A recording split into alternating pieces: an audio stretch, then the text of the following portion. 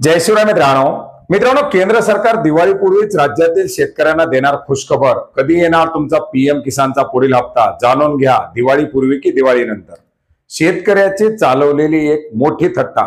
सध्या आपण जर पाहिलं तर पीएम किसानच्या हप्त्याची प्रतीक्षा केली जाते आणि राज्यामध्ये सध्याची जी काही परिस्थिती आहे ती अतिशय भयानक आहे।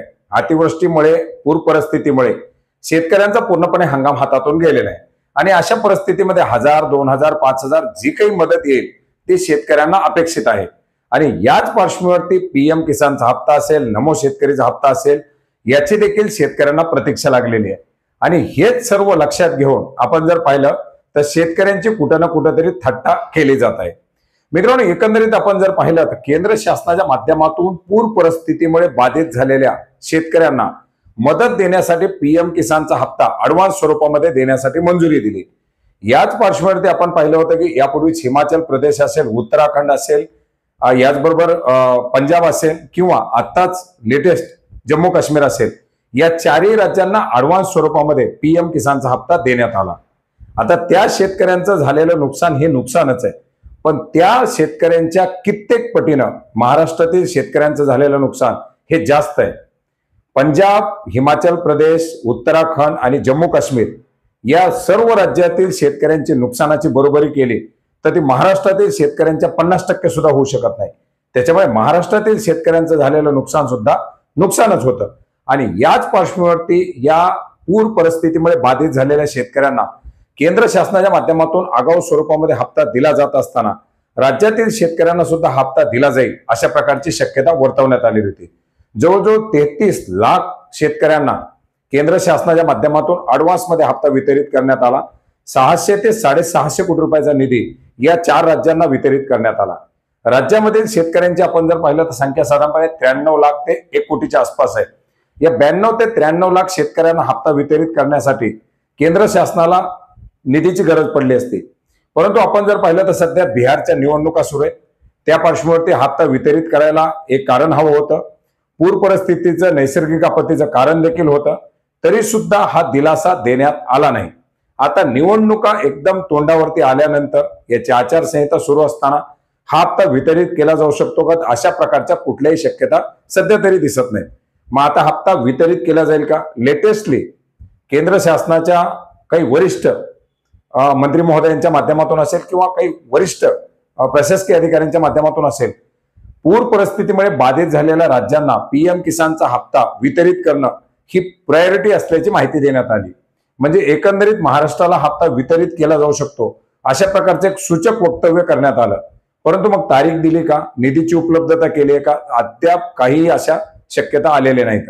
राज्य सरकारकडून त्याच्या संदर्भातील मागणी करण्यात आली, बऱ्याच मंत्री महोदयांच्या माध्यमातून, मुख्यमंत्र्यांच्या माध्यमातून पाठपुरावा करण्यात आला, परंतु याच्या संदर्भातील अद्याप कुठलंही अपडेट देण्यात आलेलं नाही। अगदी 4 दिवसावरती दिवाळी आलेली आहे, परंतु अद्याप याच्या संदर्भातील कुठलेही स्पष्ट असे संकेत देण्यात आले नाही। बिहारच्या निवडणुकीनंतर 14 नोव्हेंबर नंतर जर समजा स्पेशली महाराष्ट्राला जर हप्ता वितरित करण्यात आला नाही तर तो हप्ता 14 नोव्हेंबर नंतरच वितरित केला जाऊ शकतो।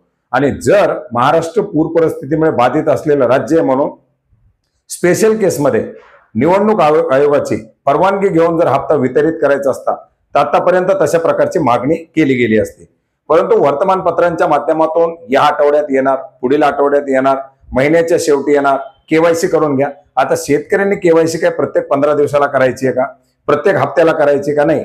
शेतकऱ्यांची किती केवायसी बाकी आहे माहित नाही। फक्त आणि फक्त ही कामं करून घ्या तरच येणार तुमचा हप्ता, राज्य सरकार, केंद्र सरकार हे खुशखबरी देणार वगैरे वगैरे बातम्या छापल्या जातात आणि शेतकरी भोळ्या आशेनं त्या बातम्या त्या ठिकाणी पाहत राहतात। मित्रांनो, एकंदरीत आपण जर पाहिलं तर याच्या अंतर्गत केंद्र शासनाच्या माध्यमातून काही बदल करण्यात आलेले आहेत। वर्तमानपत्रातून असेल किंवा अधिकृत असेल अशी माहिती देण्यात आलेली आहे। साधारणपणे 29,36,000 जे काही याच्यामधले टोटली देशातील लाभार्थी आहेत ते संशयास्पद म्हणून पडताळणीच्या अंतर्गत घेण्यात आलेले आहेत। याच्यामध्ये पडताळणी काय, तर एकाच कुटुंबातील 2 लाभार्थी, पती आणि पत्नी दोघंही लाभार्थी आहेत, किंवा जे काही संयुक्त कुटुंब आहे अशामधील एखादा अविवाहित व्यक्ती, जे काही अडल्ट असेल अशी व्यक्ती त्याच कुटुंबामध्ये लाभ घेत आहे, असे जे काही पडताळणीच्या अंतर्गत आलेले लाभार्थी आहेत त्यांची तपासणी सुरू झालेली आहे।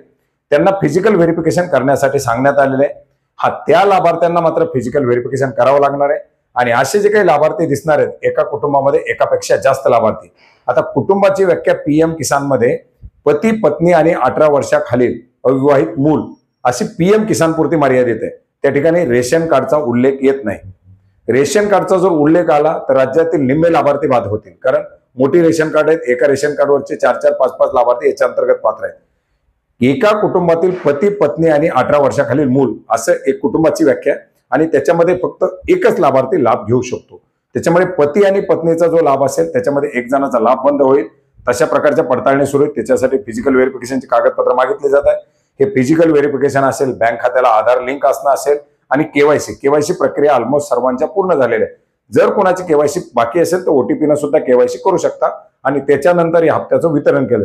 हप्त्याचं वितरण आता कोणत्या तारखेला केलं जाईल तर अद्यापपर्यंत त्याच्या संदर्भातील कुठलीही तारीख देण्यात आलेली नाही आणि शक्यता ज्या समोर येत आहेत, ज्या 90% पेक्षा जास्त शक्यता आहेत, त्या 14 नोव्हेंबर नंतरच्याच असू शकतात.